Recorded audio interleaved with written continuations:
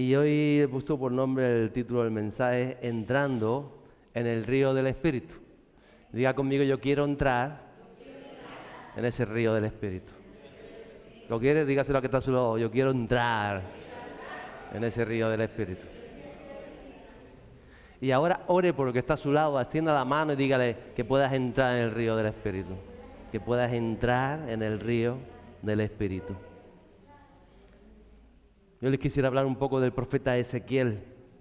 Ezequiel está ahí en la palabra de Dios, uno de los profetas mayores llamados. Habló a su generación, en el tiempo que le habló, acerca de acontecimientos que se darían en el pueblo de Dios si ellos no cambiaban de actitud y se volvían a Dios de manera sincera, de manera real y de un corazón íntegro delante de Dios. Porque en aquel tiempo habían creyentes que se acercaban a Dios como una religión y no estaban haciendo frutos dignos de arrepentimiento.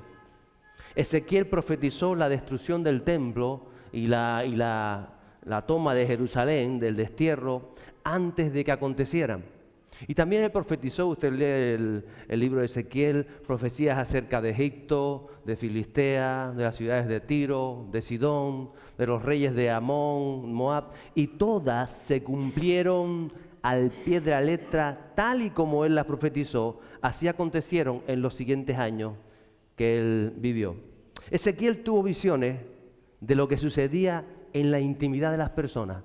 En ciertos momentos él oraba y era como si el Espíritu lo tomara a Ezequiel. Allí decía, mira Ezequiel lo que está sucediendo en los hogares.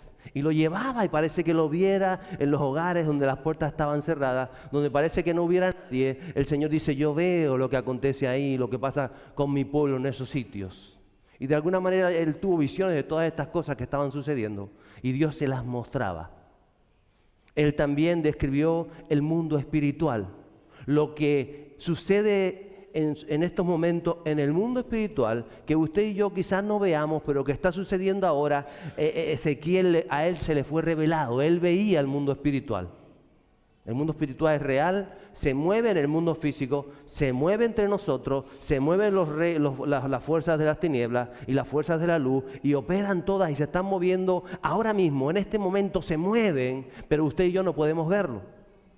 A veces Dios nos da matices, nos hace apreciar, nos hace entender. A veces estamos en la adoración y entiendes qué es lo que está fluyendo en ese momento, porque Dios te da cierto discernimiento de lo que está sucediendo. Pero la cosa es que Ezequiel veía el mundo espiritual, moverse en el mundo físico. Él lo veía, le fue mostrado. Él lo describe en su profecía. Él también ve cómo suceden las cosas en ese mundo espiritual y cómo poco a poco la gloria de Dios que estaba sobre el arca del pacto allá en el lugar santísimo, esa gloria que reposaba ahí por palabra de Dios, comenzó a irse de ese lugar. Y no fue que se fue de la noche a la mañana, fue por etapas. Él vio cómo comenzó esa gloria a salir y salía del lugar santísimo y del lugar santo y pasaba por el atrio y poco a poco se iba yendo. Y cuando la gloria de Dios o la presencia de Dios se va de un hogar, de un lugar, de un sitio, queda a merced de los enemigos. Y eso es lo que estaba sucediendo en tiempo de Ezequiel. Eso es lo que a veces el creyente no entiende. Que no es que Dios te castigue, sino cuando tú haces en tu vida o provocas que la presencia de Dios o el Espíritu Santo se separe, Dios no te castiga, pero el enemigo comienza a conquistar esas áreas en tu vida donde tú has cedido a esa presión del enemigo. Eso todo lo está viendo Ezequiel. Él habló como Jesús muchas veces con parábolas. Hablaba Ezequiel al pueblo con alegorías. Él hacía sermones dramatizados. Dramatizado es que a veces llegaba y a lo mejor aparecía con un yugo. Imagínense que yo entro por ahí como un yugo, como un burro. Así está el pecado, tienen que soltar el yugo. Dramatizaba sus sermones. Alguna vez yo traía alguna imagen de alguna cosita, ¿verdad? Pero Ezequiel era bestial, él dramatizaba para que el pueblo pudiera entender. ¿Se imagina? La gente se quedaba muchas veces escandalizada y dice, el tío se volvió loco, pero era lo que Dios le llamaba a hacer. Él también enseñó de una manera con acontecimientos en su propia vida personal. El Señor estaba enseñando al pueblo. En una ocasión, si usted lo lee en el capítulo 24 de Ezequiel, Dios le dice a Ezequiel, te voy a quitar el amor de tu vida. Ezequiel era un enamorado de su esposa. Y una vez, en un momento de su vida, Dios le dice, despídete de tu esposa porque va a fallecer. Me la voy a llevar. Y cuando me la lleve, no te permito que hagas duelo por ella, ni llores por ella, ni hagas lo que hacían ellos, el lamento. No hagas nada públicamente por ella. Yo sé que te va a doler en el corazón, en tu intimidad tú la vas a llorar, en tu intimidad vas a pasar el duelo, pero públicamente no muestres a nadie duelo o lamento por tu esposa a la que tú amas. Y era una forma en la que Dios quería mostrar al pueblo de Israel que el templo, el orgullo de la nación, lo que mantenía unida a la nación, Jerusalén, el templo y toda la religión que se había montado alrededor, iba a ser arrasado. Y no iba a quedar en Jerusalén nadie que pudiera lamentar la caída de Jerusalén. Todos iban a ser o asesinados, masacrados o llevados al exilio. Y esto está viéndolo y viviéndolo Ezequiel en propias carnes. Usted llega al libro de Ezequiel y cuando lo entiende y se mete en las botas de Ezequiel de alguna manera, dice, uff, difícil vida, ¿verdad? La de este hombre, profeta de Dios, un hombre de Dios, de la unción del Espíritu Santo. Pero sabe, el pueblo en aquel tiempo no se daba por aludido. Ellos seguían creyéndose hijos de Dios. Ellos decían, pero es que nosotros somos el pueblo del pacto. Somos los hijos de Abraham, los hijos de Jacob. Y ellos no entendían que hablaba por ellos. Y seguían viviendo a su manera. Como si no fuera con nosotros, decían. Seguían yendo cada sábado al templo de Jerusalén. Allí intentaban adorar. Allí llevaban las cabras, los corderos, las palomas, los sacrificios, las ofrendas. Pero vivían ajenos a la palabra de Ezequiel. Que le decía, lo que tienen que volver son los corazones. Por más que hagan cosas, por más que sacrifiquen, por más bueyes que traigan, Dios está mirando vuestros corazones, lo que sucede en nuestros hogares, lo que sucede en vuestra intimidad, cómo manejan sus vidas. En eso es lo que Dios está interesado y es lo que Dios quiere transformar en su vida. Entonces, no fue fácil para Ezequiel, pero ni en los momentos más duros y trágicos de su vida, perdió este hombre su conexión con Dios, su confianza en Dios, su intimidad con Dios y su entrega. Él tuvo 1000 motivos, razones de sobra para desistir, para dejar a un lado su llamado, para abandonarse a las situaciones de la vida. Pero sabe, no lo hizo porque él era valiente. Dile a que está a tu lado, tú eres valiente, díselo. Tú eres valiente, porque valentía puso Dios en nuestro corazón cuando creímos en Jesús. Y hay que ser valiente para vivir una vida como la que tuvo que vivir este hombre de Dios, este profeta Ezequiel. Ezequiel entendía perfectamente cuál era su identidad. Cuando uno sabe quién es en el Señor y cuando uno sabe quién es el Señor, ambas cosas, entonces permanece adelante, avanza en su vida y contra todo pronóstico humano avanza hacia su destino en Cristo Jesús. Ezequiel fue al destierro en el segundo gran grupo de deportados bajo el rey Nabucodonosor, babilónico. En el año aproximadamente el 600 a.C., él fue exiliado a Babilonia.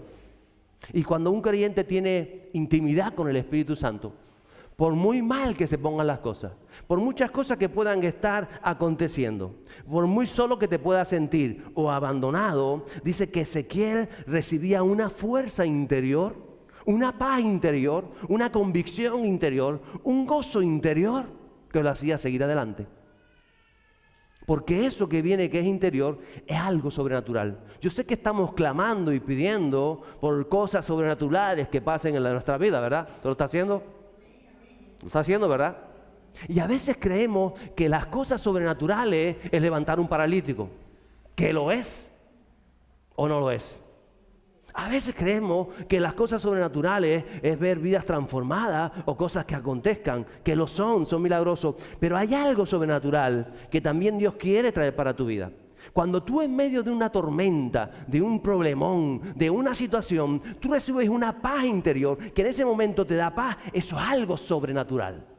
Eso también tienes que anhelarlo y decir que lo sobrenatural visite mi vida. Cuando tú en medio de todo lo que puedas estar viviendo, aparte de todo hay un gozo en tu interior, hay gozo en tu alma. Tú dices, no lo puedo explicar, pero yo me encuentro lleno, me encuentro satisfecho, sé que estoy viviendo esto, sé que como Ezequiel estoy yendo al exilio, estoy desterrado, están sucediendo cosas, circunstancias que son adversas, veo muchas cosas que no son, hay mucha maldad en el mundo, hay cosas que no entiendo, hay cosas que suceden, pero dentro hay algo sobrenatural que me hace levantar la cabeza todos los días, dar los buenos días y decirle, Señor, aquí estoy, vamos a afrontar otro día en tu nombre. Eso está viviendo Ezequiel. Eso también es sobrenatural. Eso anhela y clama a la iglesia. Por eso también estamos orando y ayunando cada semana. Ahí estamos. El nombre Ezequiel significa fortalecido por Dios. O en otras palabras, Dios es mi fuerza. Diga conmigo, Dios es mi fuerza. Cuando usted está diciendo Dios es mi fuerza, si usted lo dice en hebreo, está diciendo Ezequiel. Ezequiel, Dios es mi fuerza. Dios es tu fuerza. ¿Cuántas veces nos faltan fuerzas? El nombre en estos tiempos era profético cuando se lo ponían a los niños hebreos. Cuando él nació y le pusieron ese nombre, imagino que por inspiración divina los padres oraban y decían, va a ser su nombre Ezequiel. Él sabía que ese hombre o ese niño o ese joven iba a necesitar la fuerza de Dios para afrontar todo aquello que tuvo que afrontar en su tiempo. Nosotros necesitamos la fuerza del Espíritu Santo, la fuerza de Dios en nuestras vidas. Porque no es con nuestra fuerza, dice el Señor, es con el Espíritu Santo en nuestras vidas. Por eso a veces queremos que es con nuestras fuerzas, lo intentamos con nuestra fuerza. A veces estás cansado y a veces dices no tengo ganas y me encuentro sin fuerza y me encuentro de esta manera o de la otra. Claro, ahí es cuando se tiene que activar lo sobrenatural en tu vida. Ahí es cuando tienes que decir, Señor, pues yo creo en tu poder sobrenatural. Lléname, inúndame de esa fuerza que está que viene de lo alto y viene de mi interior para avanzar hacia todo eso que tú has programado en mi vida. Mientras Daniel, el profeta Daniel, que también fue contemporáneo a Ezequiel, profetizaba en la corte, en el gobierno. ¿Se acuerda la historia de Sadrach, Mesach y Abednego? Era contemporánea a Ezequiel. Mientras Daniel está en la corte bajo Nabucodonosor y está siendo tratado y tiene esos 3 años donde lo están instruyendo a aprender el arameo, el babilonio y toda esa historia, en todas las costumbres, Ezequiel está profetizándole al pueblo que había sido desterrado. O sea, Daniel está en la corte con los gobernantes, en la élite, profetizando unas palabras de Dios, y Ezequiel está con el pueblo, con los pobres de la tierra, con aquellos que habían sacado, y está ahí profetizándole al pueblo. Son contemporáneos uno de los otros. Cuando se dicta el edicto aquel de que no podían, Ezequiel está en ese tiempo también contemporáneo de todo esto. Y él sale al destierro, Ezequiel, 10 años antes de la caída de Jerusalén y de la destrucción del templo. Como en tiempos de Ezequiel, yo creo que igual hoy Jesús está a las puertas. Está a las puertas. Y los creyentes está llamándonos a meternos en ese río del Espíritu a un compromiso real de vida con Dios, que es el mismo llamado y mensaje de Ezequiel que estaba diciendo, se acerca el juicio de Dios, viene el juicio de Dios, cambien su parecer, agárrense a Dios, métanse en ese fluir, métanse en el río, porque Dios va a hacer cosas grandes y quiere que tú formes parte de ellas. ¿Lo crees? Ezequiel aprendió a vivir. ¿Y de qué manera? A vivir al Espíritu de Dios. Exiliado, se quedó sin patria, se quedó sin templo, se quedó sin esposa, se quedó sin amigos, sin entender muchas cosas. Pero tras esas etapas de tanto dolor, de advertir acerca de juicio, de destrucción, que al pasar que decía y decía y decía, no le hacían caso, Dios comienza luego en una segunda etapa. Dios le enseña y le muestra a él, como hombre, como profeta de Dios, los tiempos de restauración. Mire, comienza en su segunda etapa a Dios a enseñarle los tiempos de la segunda venida de Jesús. Si hay alguien que escribe de esto, es Ezequiel. De la caída de Satanás y los enemigos de Dios. Ahí está, capítulo 48 de Ezequiel, del milenio, de esos 1000 años donde Cristo reinará en la tierra y donde el ejército enemigo va a ser retenido. Ahí habla Ezequiel. Y después cuando es soltado, todo eso está hablado. Ezequiel empieza a ver cosas que aún no han sucedido. Y él empieza a ver esa restauración, esas visiones del Mesías, de la segunda venida, del futuro glorioso. A Ezequiel le son reveladas. Yo quisiera centrarme en una de ellas, que se encuentra en el capítulo 47 de Ezequiel, dice a partir del verso 1 lo siguiente: después me hizo volver a la entrada del templo, y aquí brotaban aguas de debajo del umbral del templo hacia el oriente, porque la fachada del templo daba hacia el oriente, y las aguas descendían de debajo del lado derecho del templo al sur del altar.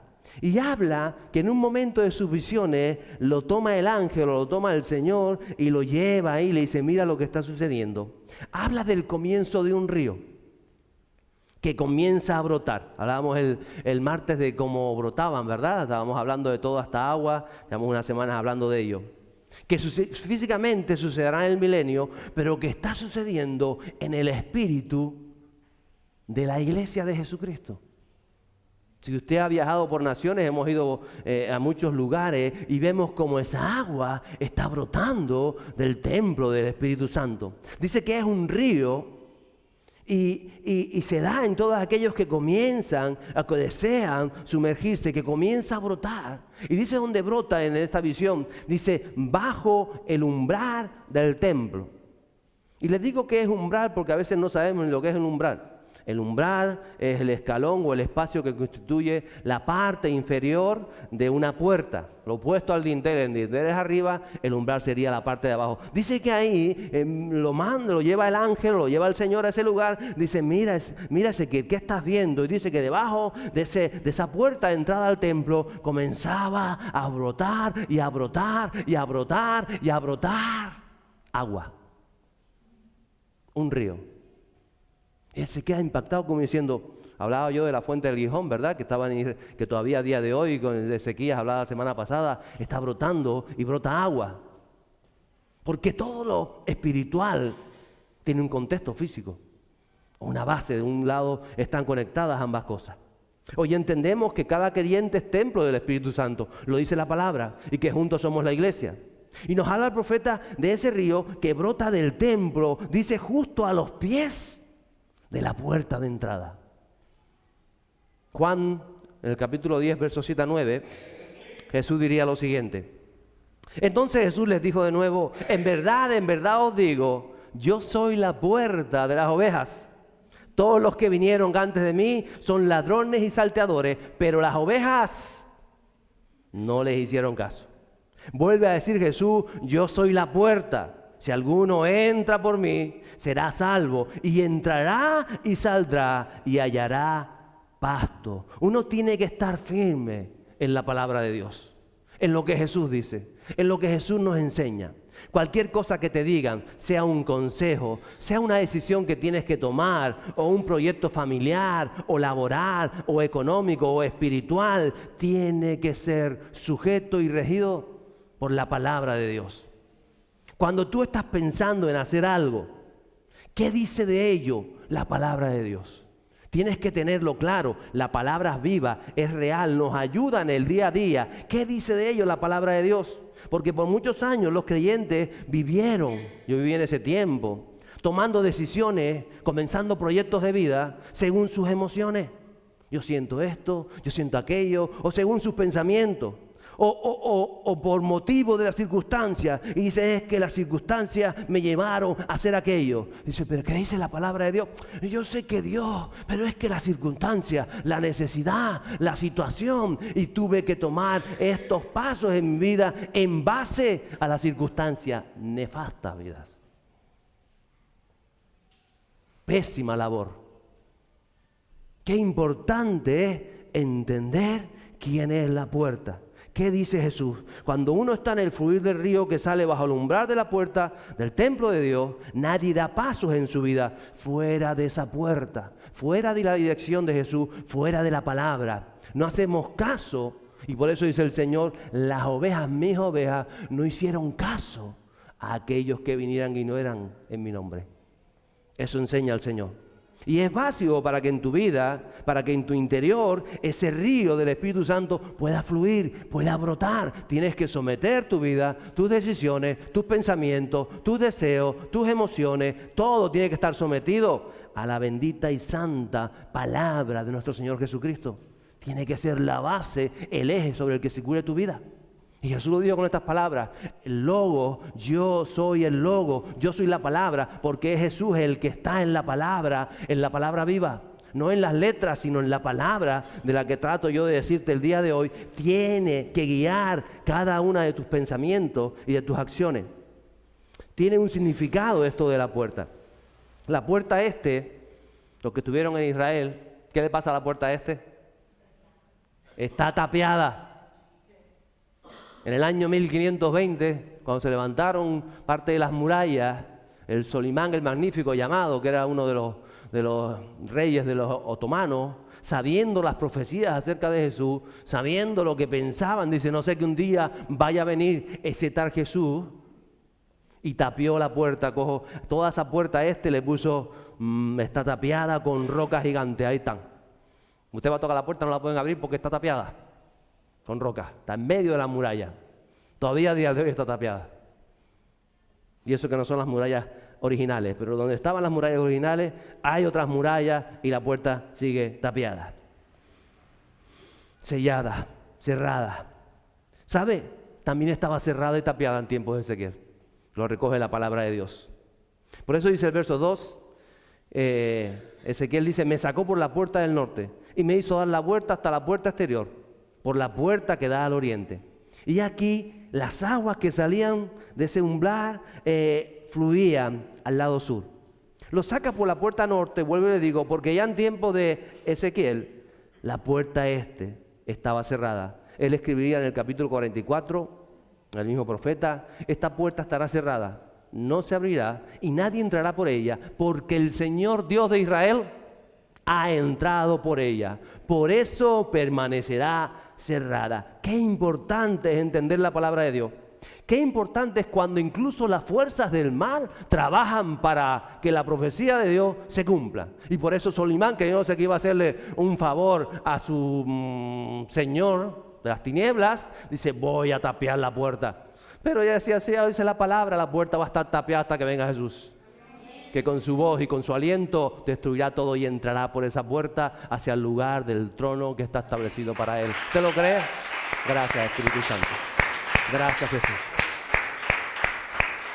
Gracias, Jesús. Pero hay algo importante en esa puerta. Y los que estuvieron allí saben de qué estoy hablando. Es la puerta Justo frente a la puerta se encuentra un monte. ¿Qué monte se encuentra frente a la puerta El monte de los olivos y el huerto del Getsemaní. ¡Ay, cuánta revelación hay en la palabra! Aún en tiempos de Ezequiel, 600 años antes de Jesús, ya le está estableciendo todas estas cosas. Dice: porque el río de Dios, el río que brota del Espíritu, y comienza en tu vida cuando tú vives una vida de intimidad con Él. Cuando tú vives una vida de oración con Él, una vida de entrega, de hacer la voluntad de Dios, una vida de perdonar al que te ofende, una vida de amar al prójimo, una vida, como dice la palabra, el Getsemaní, en una ocasión hablé de esto, el Getsemaní es esa prensa de oliva, donde eres triturado, donde tú permaneces dependiendo de la palabra de Dios. El Getsemaní lo que hace es que escacha la aceituna para que salga el aceite. A veces somos triturados para sacar la unción de nosotros. ¿Lo crees? Eso es Getsemaní.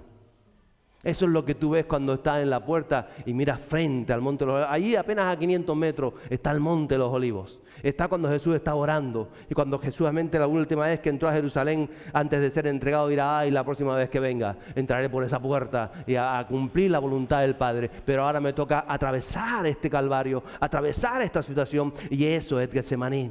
Entonces un río nace ahí, en esa puerta, al donde hay corazones, donde hay hombres, mujeres, jóvenes, ancianos, niños, dispuestos a hacer la voluntad del Padre por encima de su propia voluntad. Eso comienza un río en tu interior. Cuando tú dices: no, mi voluntad es esta, mis deseos son estos, pero yo leo la palabra y sé cuáles son los deseos de Dios, y mis deseos quizás se desvían de los deseos de la palabra, pero no voy a hacer mis deseos, voy a hacer los deseos de Dios, porque yo quiero atravesar el monte de los olivos, bajar a Getsemaní y seguir adelante hacia el diseño de Dios para mi vida. Y cuando tú entiendes esto, un río brota dentro de ti, un río brota dentro de tu presencia. Un aplauso para Él, gloria a Dios. Él te fortalece. especialmente cuando las cosas no pintan bien. Ezequiel, fuerza de Dios. Dice la palabra que esas aguas fluyen hacia el sur, porque el sur representa lo árido, lo seco. Hacia el sur está el Negev, está el desierto, está el mar muerto, ese mar salado. Es decir, que esas cosas que en tu corazón comienzan, cuando tú comienzas a meterte de verdad con Dios, a hacer la voluntad de Dios, a decir, yo deseo más de ti, Señor, yo quiero que tú me llenes, yo te necesito. Cuando tú empiezas en esa dimensión espiritual a buscar de Dios, las cosas secas dentro de tu corazón, dentro de tu vida, comienza a llegar ese río del Espíritu para traer vida a lo seco. Produce agua en tu interior.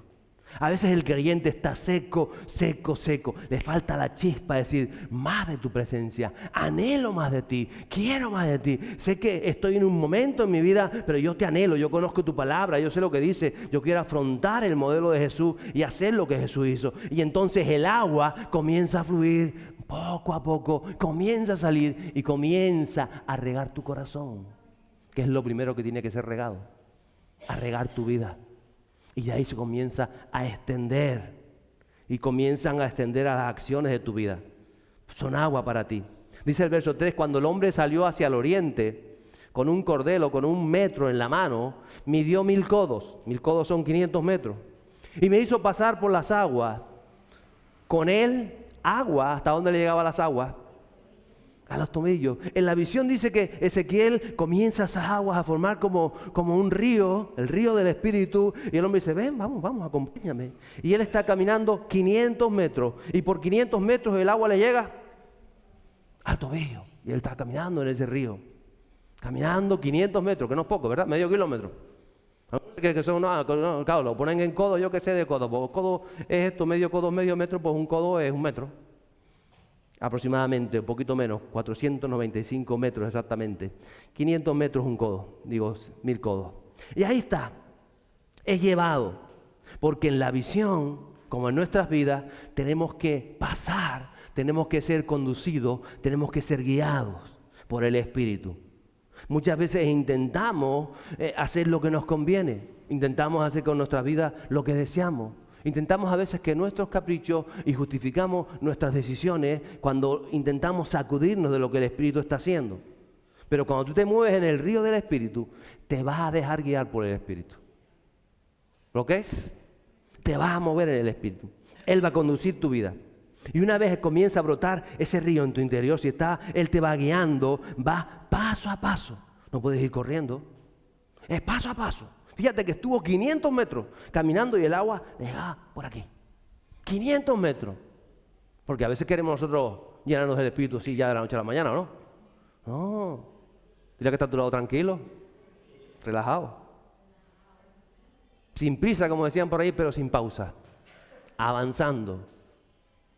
Porque Él es el que hace la obra. Y la hace en nuestro interior. Y te va guiando, te vas moviendo cuando te dejas guiar por Él. Él te instruye, Él te va a corregir. Cada cosa que va a suceder en tu vida debe ser conducida por la dirección del Espíritu Santo. Y Él nos va introduciendo más en esas aguas del Espíritu.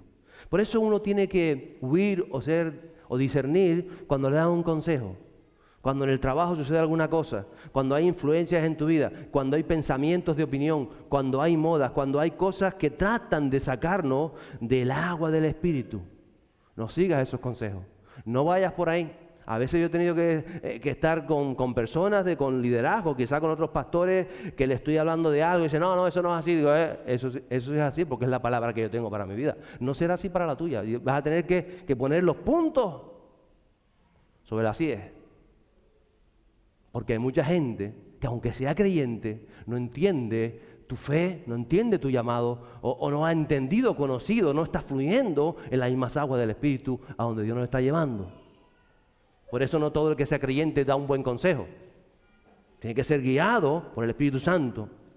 Y muchas veces sucede que nos dejamos llevar por cosas que no se sujetan a la palabra de Dios. Dice los versos 4 o 5, midió otros 1000 codos o 500 metros y me hizo pasar por las aguas. Con el agua hasta las rodillas. ¿Hasta dónde era el agua? 500 metros más. Y luego me dio otros 500 metros o 1000 codos. Y me hizo pasar por las aguas. Con el agua hasta las Ya se estaba por aquí, medio kilómetro más. Y me dio otros 500 metros o 1000 codos. Y era ya un río que ya no pude vadear porque las aguas habían crecido. Aguas que tenían que pasarse como a nado. Un río que no se podía vadear. Y nos está hablando de ciclos, nos está hablando de etapas en la vida. Nadie se sumerge, vuelvo y repito, de pronto en el río del Espíritu Santo. El río tampoco te inunda de golpe. El río comienza a formarse en tu interior y comienza a llenar tu corazón y comienza en áreas y comienza a fluir y comienza a llenarte 500 metros de tu corazón y 1000 metros de tu corazón y 1500 metros en tu corazón, y algunos tienen el corazón de 2000 metros para ser llenos de la presencia del Espíritu Santo. ¿Lo está entendiendo? Gracias, Jesús. Qué bueno es nuestro Dios.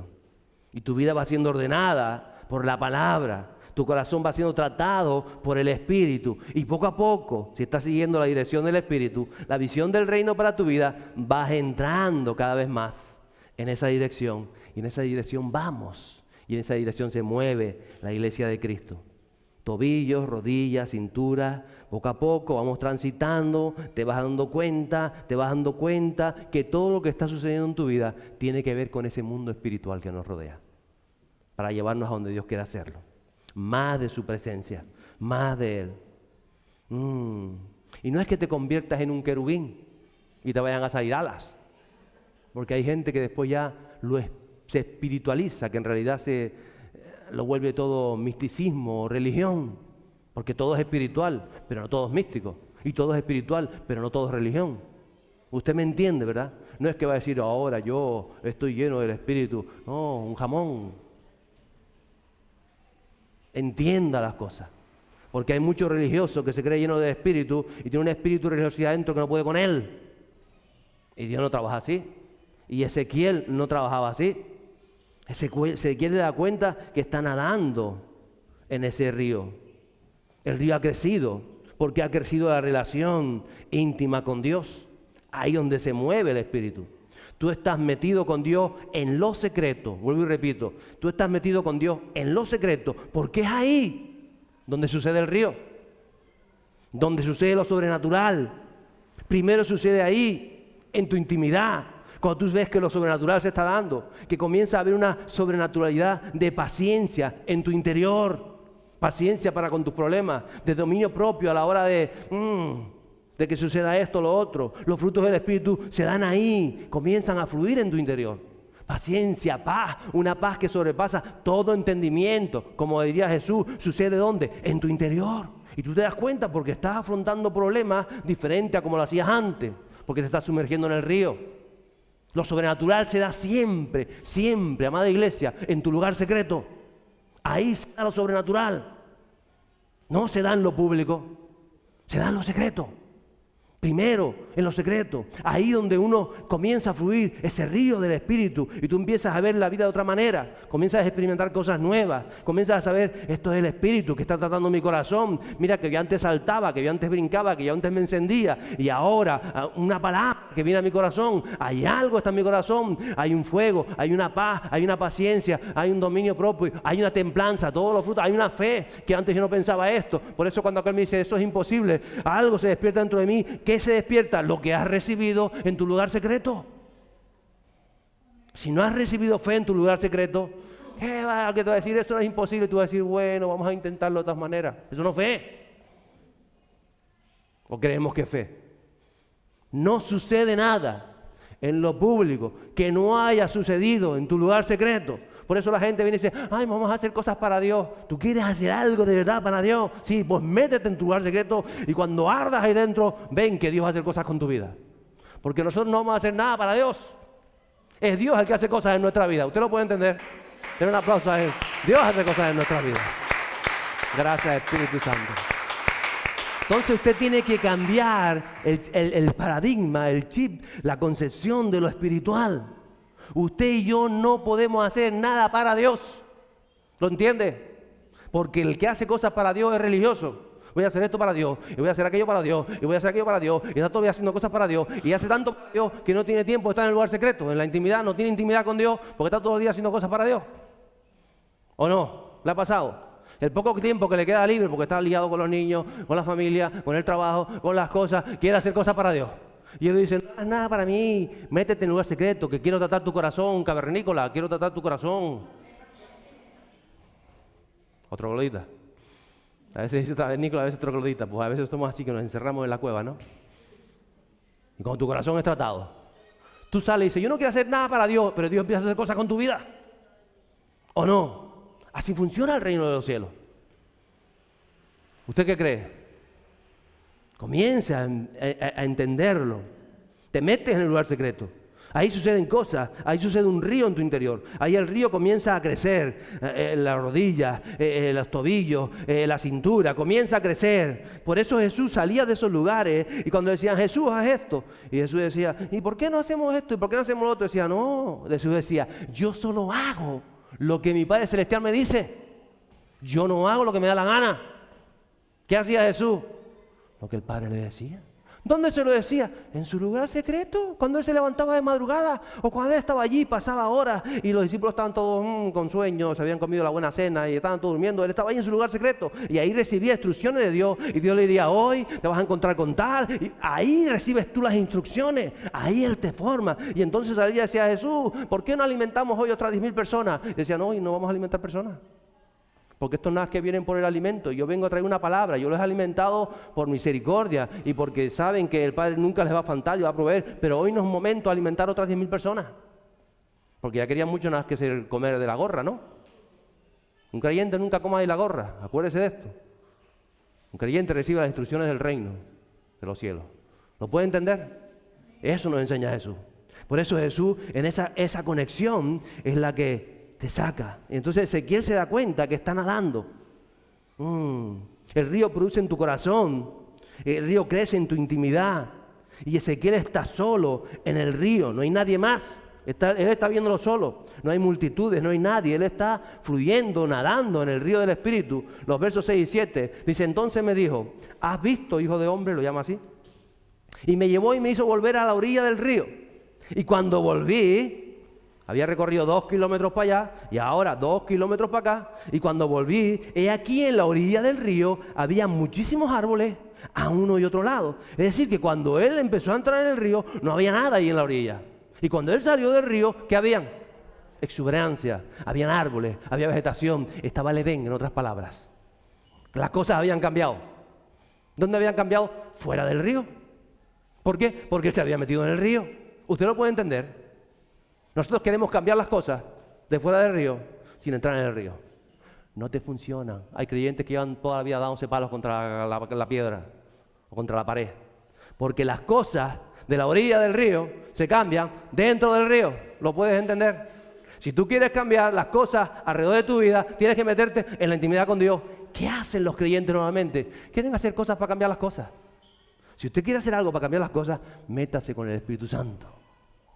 Y cuando salga de ahí, va a ver que las cosas han cambiado. Va a ver que la situación ha cambiado. Va a ver que las situaciones todas alrededor son diferentes. Pero tienes que sumergirte, porque es el río del Espíritu el que transforma la orilla, el que transforma lo alrededor.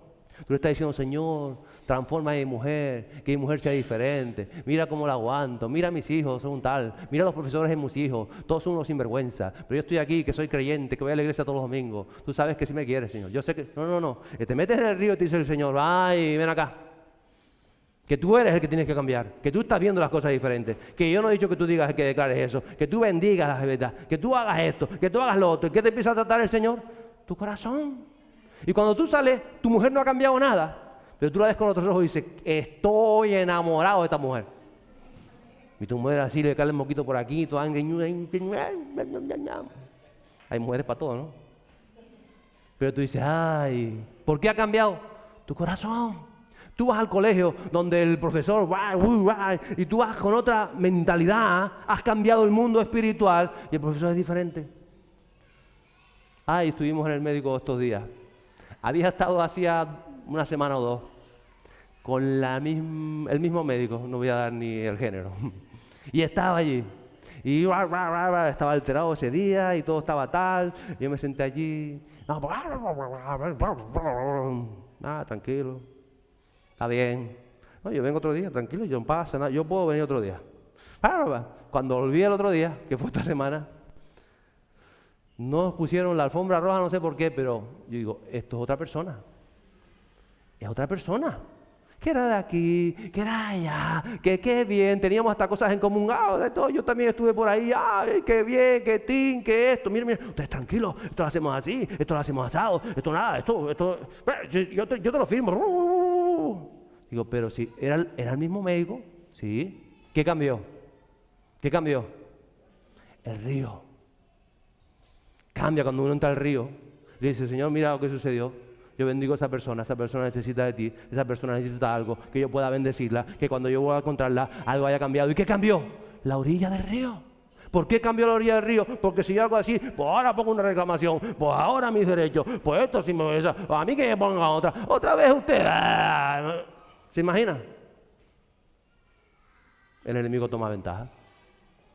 Pero cuando usted entra en el río, usted dice, Señor, mira, pobrecita, toca su vida, toca su corazón, las necesidades, esa alma, porque yo te conozco, en cierta manera, pero cambia todo alrededor. Y a veces nos falta el meternos de verdad en el río.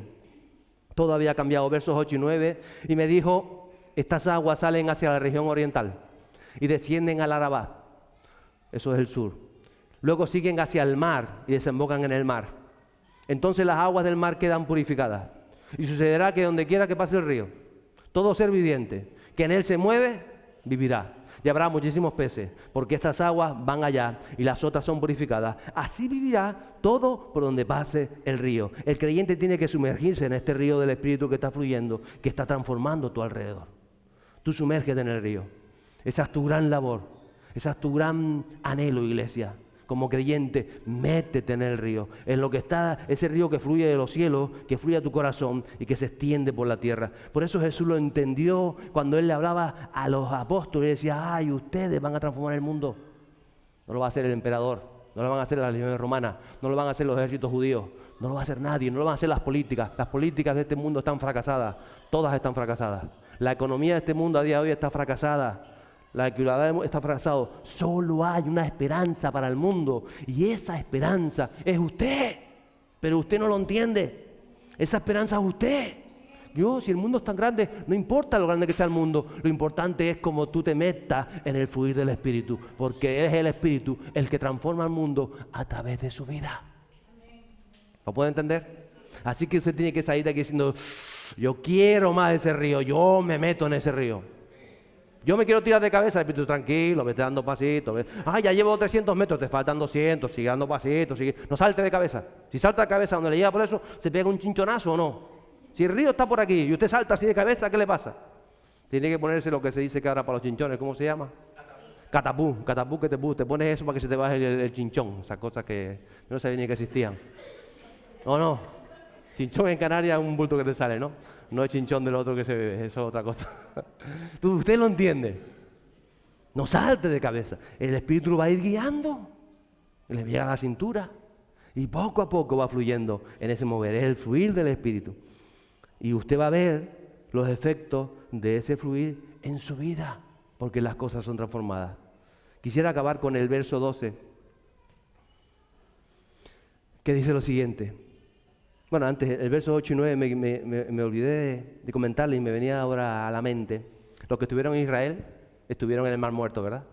El mar que tiene aproximadamente 16 veces más sal que los mares normales. Ahí flota. Ahí estaba Estela, recuerda. Estela se puso así en el agua y los pies se le iban para arriba porque flotas un montón. Yo decía, Estela, pero ponte de pie. Pero no puedo, pastor. No puedo bajar los pies. Digo, baja los pies. Que no puedo bajar los pies. Que no podía bajar los pies porque flotas mucho. No puedes bajar a veces los pies si no haces un poquito de fuerza. Y yo le tiraba por el pie, venga, tira para, y yo tiraba por el pie para atrás, Estela. Jala para atrás por el pie. Después yo con mi suegra me hizo así con el agua y me salpicó la cara, pero no lo que va a hacer. Sal pura la cara. Lo pasamos bien. A mí siempre que voy me gusta ir al Mar Muerto porque es una de las cosas que en el milenio no va a estar. Y está ahí, te llenas de fango, hay un montón de fango que es purificador y la gente se embadurna. Vamos, que usted paga un montón ahí por ponerse las carillas esas y ahí vas y lo coges del suelo y te lo pones y después te bañas y lo pasas pipa. Pero dice la palabra de Dios que el río que sale de la presencia de Dios, un día va a llegar esas aguas a ese mar muerto. Y el mar que ahora mismo no hay nada, porque hay tanta salinidad que no existe ni pescado, ni algas, ni vegetación, ni nada, seco por completamente, agua y sal. Pero dice, cuando las aguas de Dios lleguen a ese mar será vivificado.